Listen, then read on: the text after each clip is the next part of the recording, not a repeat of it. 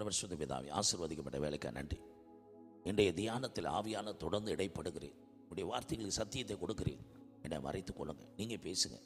இந்த மண்ணா அந்த இறை வார்த்தை இந்த ஜனங்கள் உள்ளே போட்டு ஆத்துமாக்களை போட்டும் அவங்களை ஆசீர்வதித்து உங்களுடைய நாமத்தை மையப்படுத்துங்க. ஏசு கிறிஸ்துவின் ஜெபிக்கிறேன் ஜீவனோட பிதாவே. அல்லேலூயா, அல்லேலூயா, அல்லேலூயா. அடுத்து வாசிப்பா. கர்த்தர் சீயோனிலிருந்து உன்னை ஆசீர்வதிப்பார். சீயோனின் ஆசீர்வாதங்கள். சீயோன் கோட்டையை தாவீது பிடிச்சாரு. அது தாவீது நகரம். அந்த சீயோன் கோட்டையில் தான் தாவீது, அந்த தாவீது நகரத்தில் தான், அங்கே தான் எருசலேம் ஆலயம் கட்டப்பட்டது. அப்போ சீயோனின் ஆசீர்வாதம்னா வேதம் சொல்லுகிற சீயோனை தமக்காக தெரிந்து கொண்டாராம். அதை தமக்கு வாசஸ்தலமாக அவர் ஏற்படுத்த விரும்பினாராம். அடுத்து சீயோனோட துதி அமைந்து காணப்பட்டதாம். அப்ப சீயோன், அப்ப ஆண்டுடைய பிள்ளைகள் வாழ்க்கையில இன்னைக்கு சீயோன் என்பது தேவனுடைய ஜனத்தை குறிக்கிறது. தேவன் விரும்புகிற ஸ்தலம். நீங்க நானும்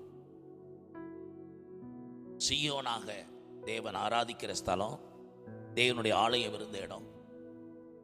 சீயோனை தமக்காக தெரிந்து கொண்டாங்கிறார். அப்ப சீயோனில வாசம் பண்ணுகிற தேவன் எஸ்ஐயா சொல்லும் போது சொல்லுகிறாரு, நானும் என் பிள்ளைகளும் இஸ்ரவேலின் தேவனாய் கர்த்தராலே, சீயோனின் வாசமாய் இருக்க தேவனாய் கர்த்தராலே. 8:18 நினைக்கிறேன். ஏசாயால வாசி மாதிரி வசனத்தை ஏசாயா சொல்ற, நானும் என் குடும்பமும்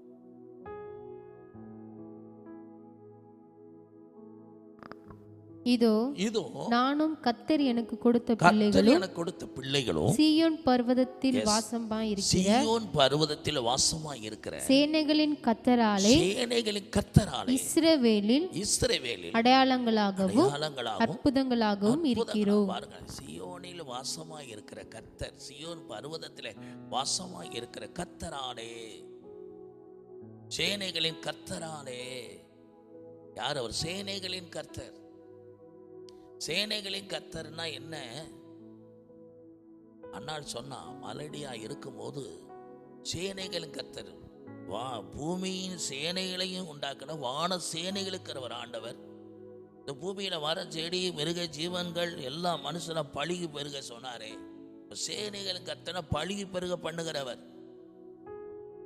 அப்போ சீயோனில் வாசமா இருக்கிற கர்த்தராலனா எங்களை நானும் பழுகி பெரிய ஆசீர்வாதம் பெறுவதற்காக, சீயோனின் வாசமா இருக்கிற கர்த்தர் நம்ம ஆசீர்வதித்தா எப்படி ஆசீர்வாதம் இருக்கும்?